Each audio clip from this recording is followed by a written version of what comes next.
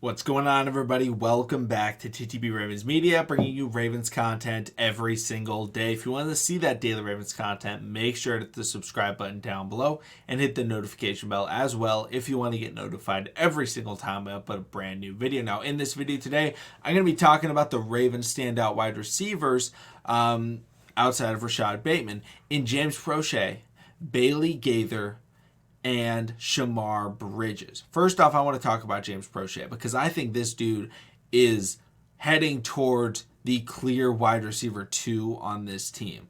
And pass catcher 3, I would say that is. I don't know, maybe pass catcher 4. Isaiah Likely is also balling out. But I want to talk about James Proche for a second because James Proche, I feel like every single time, every single week of training camp, he gets better. No matter what great play he made the day before, he makes an even better one the day after. He gets even more separation, right? It's like that old Nike commercial with Kanye West and Kobe Bryant. More. And that's what he brings every single time. He just does a little bit more, a little bit better, a little bit quicker, a little bit faster, and a little bit stronger. And that is something the Ravens are looking for.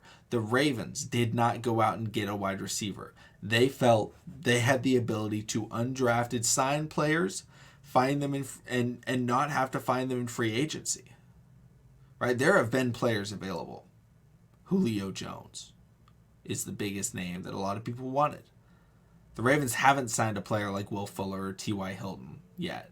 Why? Because they want to see what they are made of in their roster. Because if they recognize, hey, James Proche is absolutely dominating practice, we don't need a wide receiver too, then maybe they don't go after Odell Beckham Jr.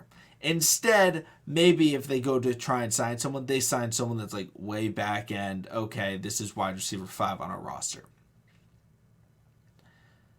If James Proche doesn't play to the level that he's playing, the Ravens probably go out and try and sign someone to be that wide receiver 2, a clear wide receiver 2. And I'm not forgetting about Duvernay. I think of Duvernay as a slot player.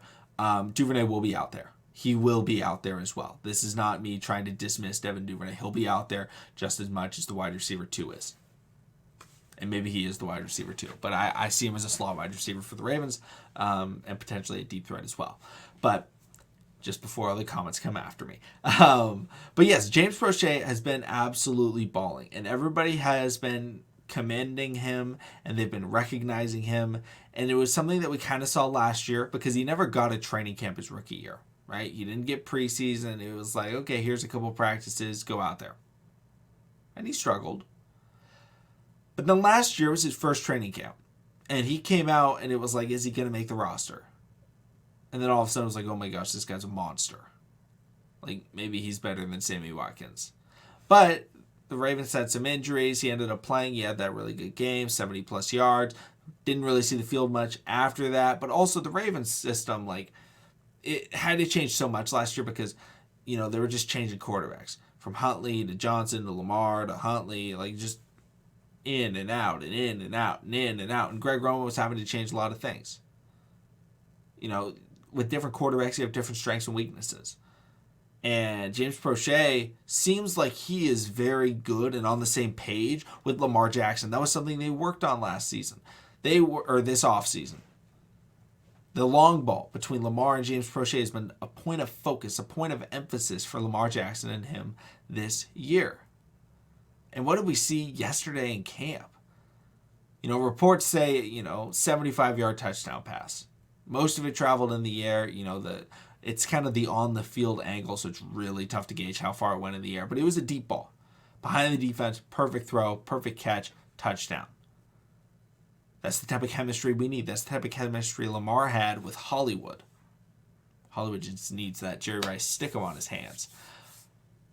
James Proche has fantastic hands, which is the other great part about how he's developing his route running skills and developing his separation, is this dude catches the ball.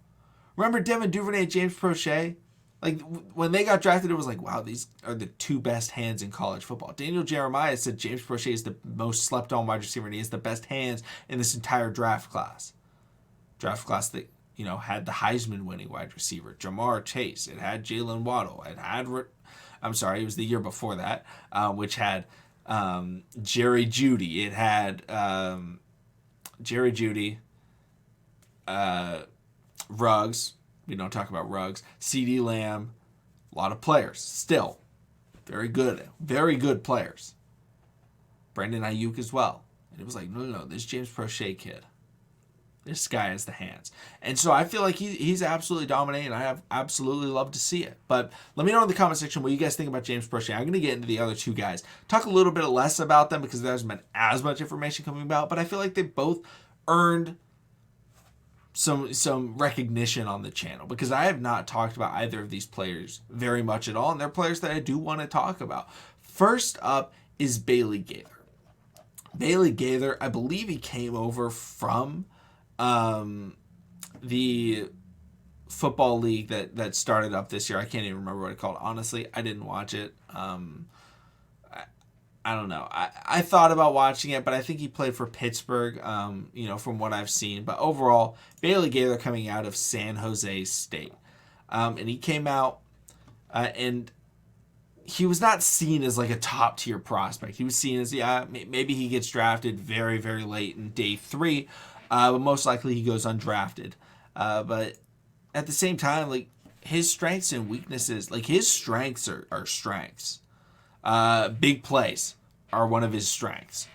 More than half of his catches went for over 20 yards. 9 touchdowns of 40 plus yards. He's someone that has very good route running skills. He's not super quick running those routes, but he has good footwork and good skills.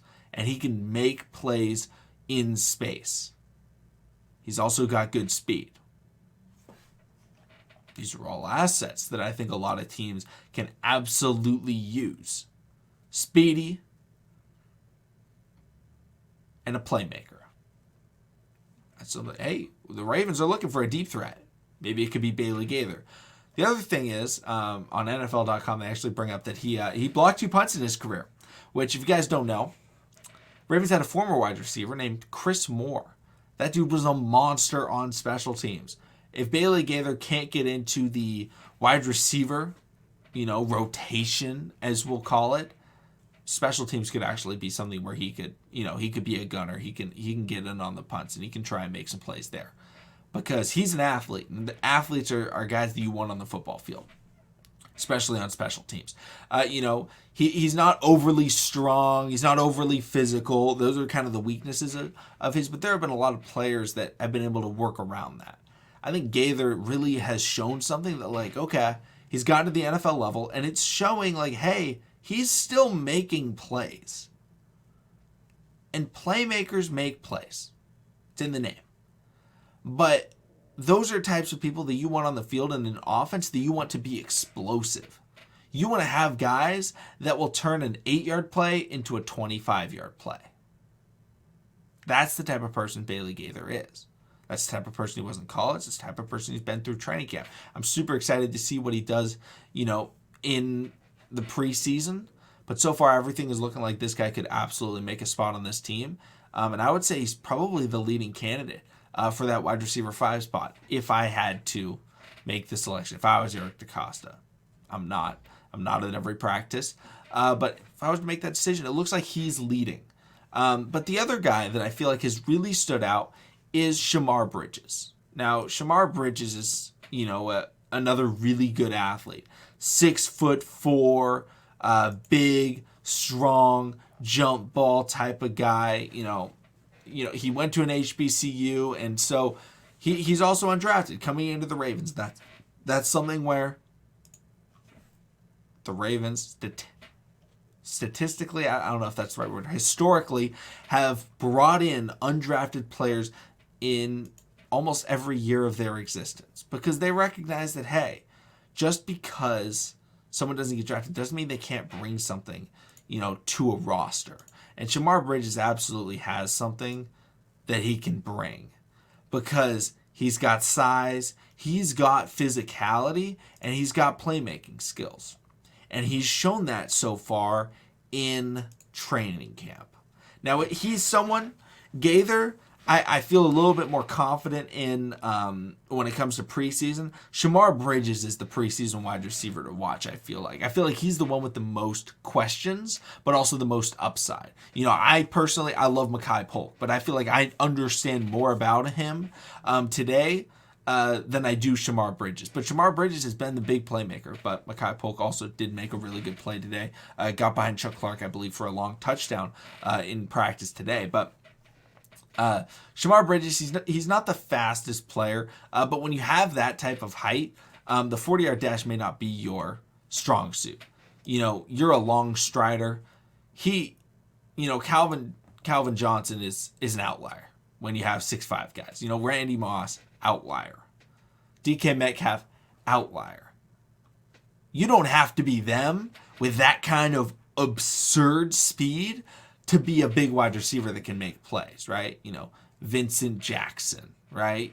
I don't believe he was overly fast by any means, but he was big, he was strong, he was physical. Mike Williams is, he's got speed, but he's not Calvin Johnson, right? But he's able to make plays because he can high point the ball and he is physical. Mike Evans, physical, and uses his strength and his size to be able to make plays. That's the type of player you're hoping to get out of Shamar Bridges. A jump ball, physical, big body target, right? A bigger Anquan Bolden, right? Anquan Bolden wasn't going to outrun you. He honestly wasn't the best route runner, but he was going to be physical, and when that ball was in the air, he was going to catch it, right? Like, was he running like Cooper Kupp or Devontae Adams just wide open? No, he wasn't. But he didn't have to because he was going to catch the football. And he was going to be physical. And he was going to block. Those are three guys that have really been standing out, especially at the wide receiver position, a position with question marks coming into it. And I felt like I wanted to talk about them. Let me know what you guys think about those guys. If there's any wide receivers you want me to also talk about, maybe it's Mekhi Polk, maybe it's Slade Bolden, whoever it is, let me know. Thank you so much for watching. Subscribe for Daily Ravens content, and I will see all of you again tomorrow.